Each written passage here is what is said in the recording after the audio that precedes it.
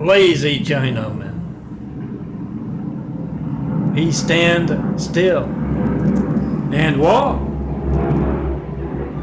Do you see it up there? Whenever you hear a helicopter, see one? 911 Flight 93, check-in post in 5, 424-229-4140. Sounded military. Make that video, whatever you get when you don't get me. I've been asking for Flight 93 check for over 9 years. I've yet to get one, no certified mail, no non-certified mail. About the 93 checks, about these Tami parables, sugar checks, Soacam and Mary parables, my imagery like this, nothing. By phone, mail, or internet. A 911 Flight 93 check is you trying to call me with your family's lifeline, your business lifeline, and not reach me and not knowing when else your phone won't be allowed to work. Make that video, post that video. 424-229-4140, 4260 Eagle Rock Boulevard, Apartment 409, Los Angeles, California, 90065, John Melton Breed's full name. Make the video, post the video, you got the timestamp on your phone, you got the number dialed. When it doesn't sync up, you got video proof of phone records being altered by those worried enough about them about their hijacking of America's lifelines to alter them. You got the timestamp on your phone, you got the number dialed. Some of you out there, all good cops across America. You can get those phone records, can't you? Call me from the police station's phone, make a video of it. Timestamp on your phone, the number dialed. Make the video, post the video. We the people must be the reporter. You can't reach me right now. You have no idea how many in your city can't reach you at all, or can't reach you in a timely fashion. I think you know it's going to be as newsworthy when that happens as me, John Melton Brady, asking for a Flight 93 check of America's lifelines for 9 years and not getting one. Call me up in front of reporters, network news anchors, local news anchors, and all in the public eye, mayors, governors, senators, and of course all firemen of the fire station's phone, all soldiers of the military base's phone. You protect America is part of that. Make that video of the threat from within. But yeah, I always thought it was bad taste placing someone named Hussein in the highest office in the world right after we got attacked by a whole lot of angry, violent, deadly Husseins. How do they do that? Yeah, when you can't reach me by phone, you get that boring thing. Phone ringing, error message, busy signal. Get to leave a message, I don't get it. You don't show up on my caller ID, my call log, my call record. That's how they did it. When they are calling up countless voters across America to tell them who they should vote for, what they should vote for, and they get that. And when they can't reach voter registration links at vote-truth.blogspot.com, that's how they did it. And now they got the buffoon Trump in there. We the people must be the reporters. They're not doing their jobs. Call me up in front of reporters. Why aren't you covering this? Everything is fake news compared to my family's lifeline not working. Not know if it's because I'm a Christian and they've misplaced someone named Hussein, a Muslim name, religious name, in the highest office in the world. Maybe you're not the big name in your business. Maybe you live in the wrong neighborhood. Maybe that's why you can't talk to me by phone. You can't call me up to tell me what you believe. Doesn't have to be something you hear in church, guys. It's what you believe. Can't ask what I mean by Jesus' immaculate house here on earth. Yeah, that's religious censorship. So was 9/11, and so was placing Hussein in our White House. Now let me get to my Tami and my sugar check. Tami is the no-arm Chinese fella. How did he get to be missing both arms? Average worker, the unseen business streets are fiction. The hijacking of the lifeline is very real. Make that video. This is my attention-getting device to get you to pick up your phone and do that. I do lots of stuff. I've made videos about the Osama rumor. That Obama is Osama's son, that's why he grew up in Africa, to be closer to his dad. Put the two side by side in the photos, check out the eyes, and I'm disappointed in it. It's 2018.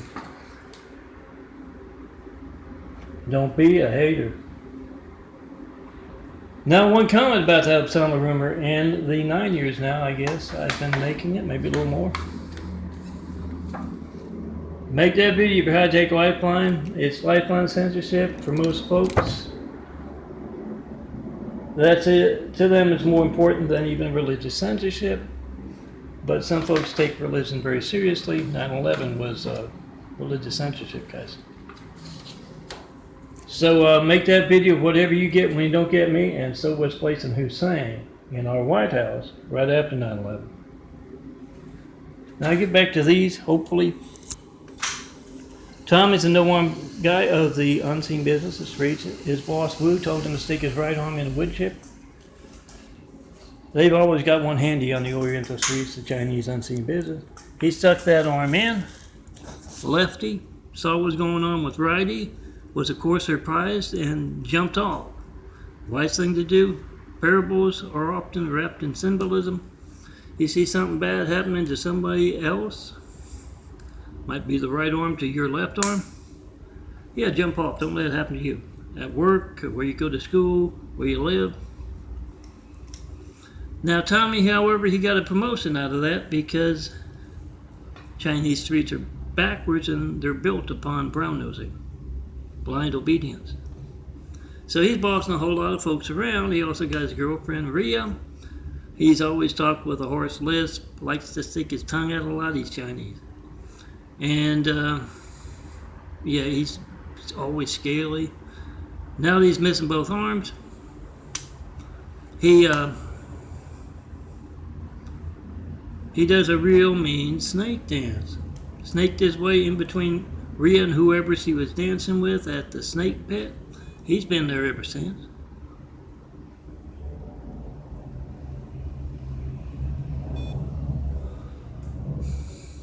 He's on his way to work on his unicycle.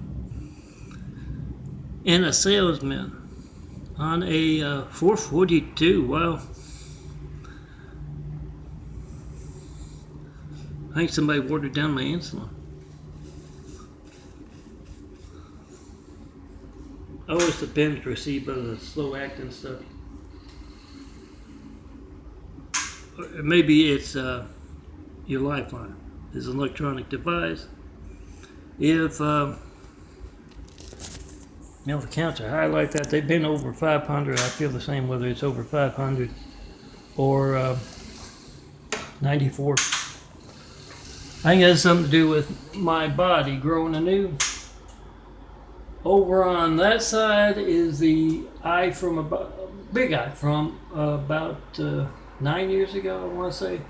And over here is a big eye from about 5 years ago. You can see the difference.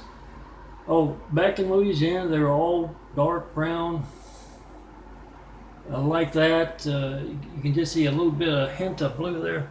I've been doing a little genetic carpentry as a son of Clark and Mary. Don't try this at home. The dad himself taught me how. Yeah, working on those spiral staircases. Yes, it's my colorful stuff, but it is medical research being passed by. Oh, the doctors at LAC, USC, Keck Medical, and Dr. Meza down the street can reach me about them. Ask them how they do that. Ask them what's going on with those eyes that we can see in videos. They're changing. Doctors of blind folks should be interested in growing new eyes. Those are those fives. Download them, print them out for your next party, and tell everyone to check and post in 5. Let me show you my eyes right now when I get to those laminated stuff. You saw what they looked like 9 years ago, then 5 years ago, and that ring around the smaller, browner eyes is now gone. And it is, you can see the white on what's left of the brown around the center. At times it can be awfully white. You can hardly tell it's brown in there. It is, yeah, growing a new pair of eyes. Got to grow a whole new body. That's why I'm in the wheelchair. They're very painful with the muscles and the bones and the organs as well.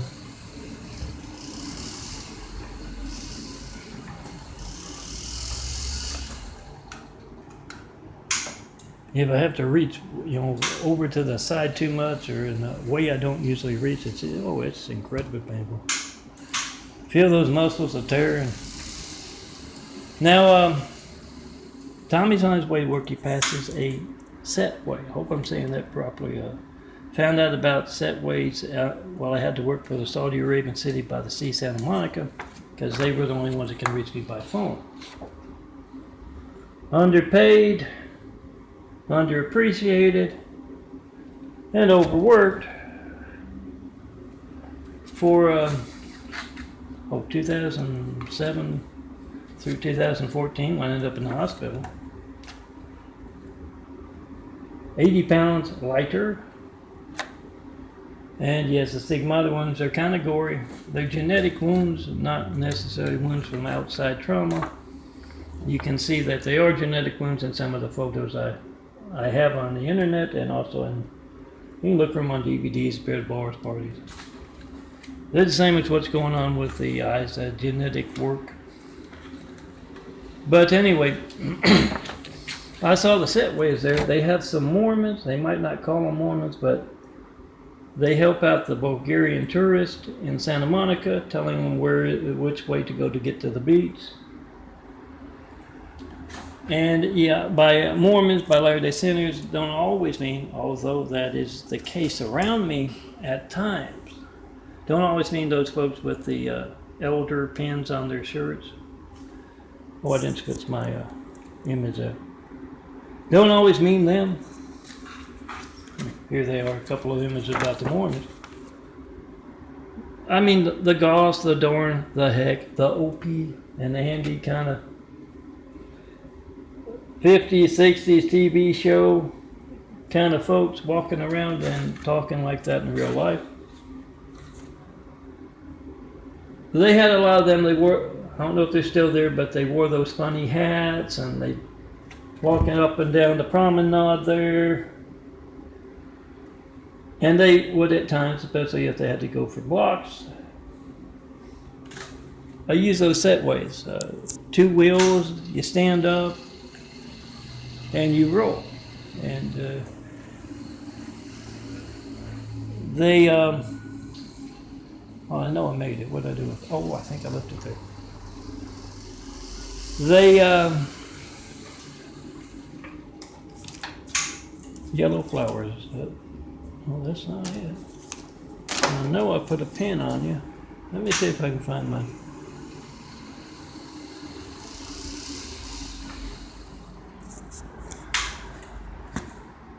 They have Setways, at least the salesman has Setways, that you don't need your arms to work, and that's, he sees Tami. I think I see it. Got a pin. Doesn't have a date, so it's not an old one. He sees Tami, he steps out in front of him, he says, "Fella, unicycles are old. They're like the Model T. You need a Setway." And Tami can be very, impressionable. No, now I gotta make the video again because the stuff flies around this apartment. It was absolutely clean when I put it on this morning, but it has some stuff. Somebody doesn't like the Grand Palm. I noticed when I took some photos, and lately I've noticed a lot of my photos have turned out much darker. I get them printed through York Printing. Have turned out much, about the only place I can. The CBS, you can see an image of mine about their religious censorship, and I don't know, maybe York's getting that way too. Nothing on them? Good. But the photos of PCH and that walkway, it turned out real nice. And the beach. The way it looked when I designed it, but like there's one from Spring Street. Nice, the clouds and melting up in the clouds and some old buildings there. That just, it's almost black. Not the way I designed it. So I've been doing this month, I'm not darkening, I'm not lightening, I'm not sharpening.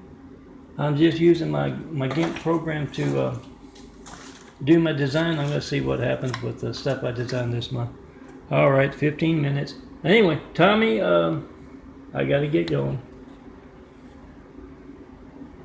Tommy gets talked into getting one, and yeah, he doesn't need to have the arms, and he rides all the way to work.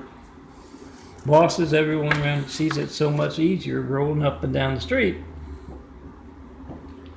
Yelling at everybody that stays in an event outside the streets. They deal with gene pools of folks, a whole lot of folks looking alike, and they deal with making sure things happen a certain way. A street looks a certain way, or an event going on in some building somewhere happens a certain way. He's out on the street and he loves it. He can roll around, and King, his assistant, has to run along with him with that megaphone to hold it up when he wants to boss folks around.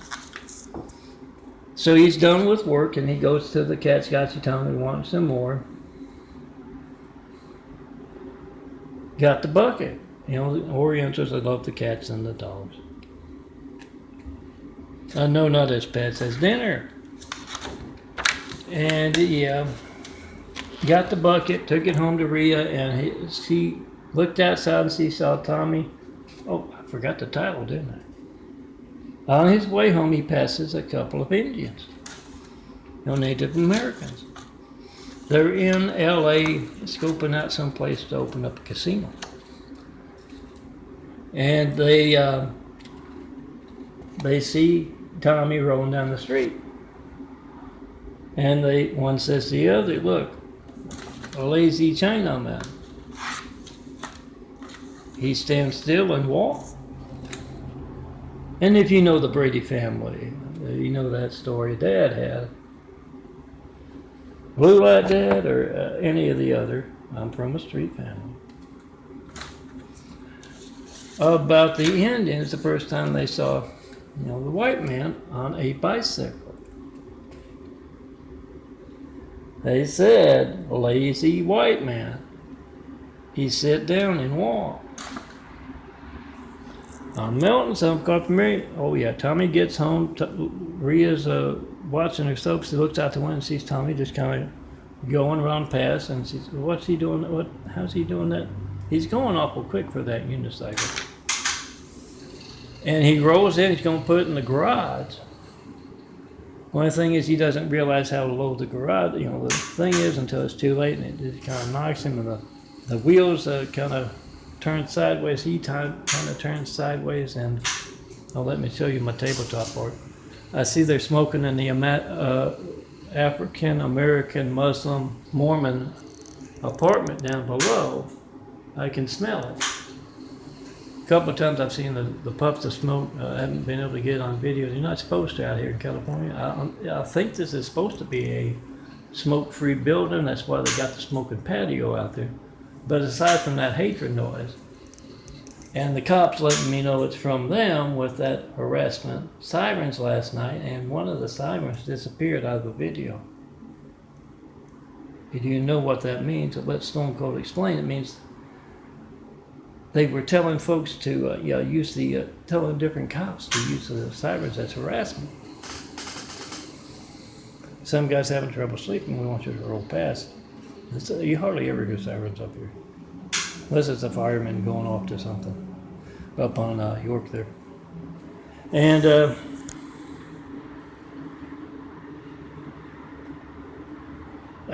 one of the signs, I was sitting in bed trying to get to sleep. It's my pain medicine. The Lyrica works a little, but I want my sleep. That's real pain medicine. Trying to get to sleep, and because of the hatred noise, I've been in the mode of doing the parable bites with the corrupt, cowardly California cops in them, and had many sirens, probably about 5 of them. And for 2 of them, I started the video right on to have it right in the middle, the beginning of the parable there. I made in the dark for a minute so it fit on my Instagram and my YouTube, nice and short. And the second one was out. So that means the one with the harassment siren and the second one was setting the others up for whatever reason. Look for the timestamp. See if you can figure out which, some of you with the high-tech toys can do that. Very clever. Which one was setting the others up, because his siren was erased. But yeah, it's made a couple of several good. I noticed my Flickr was not backing them up, but they're made. They're up on my Instagram. They're up on my YouTube. Hope to make more. Oh, like the. Let me finish my Tami. Tami goes through knocks. Rhea runs out when she hears the noise, and the cat in the bucket. The cat scratchy tongue. I want some more in the bucket's all over the floor. She gets him up, gets him in, gets a ice pack on that bump on his head, and yes, he's gonna have to cook some cat tonight. But my most recent one, in case it's not backing up or visible in certain places, I'll make it here in my Tami, so at least get in the audios of the week. Hogger, a lightning hogger. He's a leader of a biker gang. He knows the look. And he's having dinner in a fancy restaurant. He always blue jeans, and you know how bikers dress. And Terry, the agent, he's wearing a nice suit, and everybody around him is nicely dressed. And it's hot. It's California. Everybody's Hollywood. They've got those agents and the biker hogger. Lightning hogger.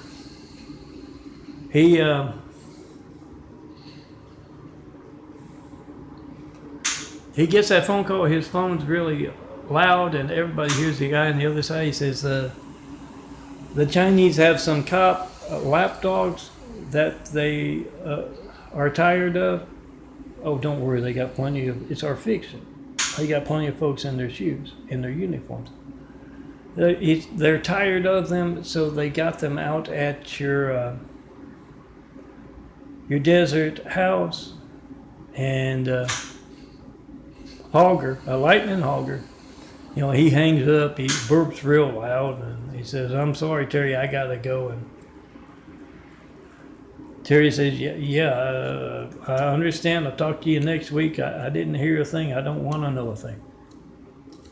I'm Mel, so I'm called from Mary. You know what my attention getting fixing is to get you to do, to pick up that phone and not only call me, make a video. You had that call, you got the timestamp on your phone, you got the number down. Call up every cop in California. They don't mind disturbing me with that smoke over there right now. And the hatred noise coming up through the floorboards, and then it'll quiet down for a week, 2 weeks, a month. And be right back. They don't mind disturbing me in my home, so I don't mind disturbing them in their homes. You get their numbers, put them on DVDs, so that everyone can call up California's officials and ask them, "What's your part in America's hijack lifelines? Why can't I reach this man?" Officials, cops, mayors, governors, whatever.